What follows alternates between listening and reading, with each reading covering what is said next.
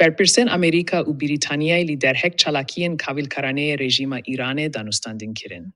Pêka Daxuyaniya Wezareta Derveya Amerîkayê, mora namdar a berpirsa payê a Ofîsa Karûbarên Amerîka li rojhîlata nêzik a Wezareta Derveya Amerîkayê, digel Stephen Hickey, yê serokê bêşa rojhîlata navîn û bakûra Afrikaya Wezareta Derveya Brîtanyayê, li derhek pîlan û kavilkariyên rejîma Îranê danûstandin kirin. Livê Daxuyaniyê de hatiye ku ev danûstandin bo pêşkîstîna bijardeyên bingehîn ên deveriyên Serkomarê Amerîkayê û bi taybet kiryarên kavilker ên rejîmê û çîhgirkirina aşîtî û aramî bi rêya hêzê hatine kirin.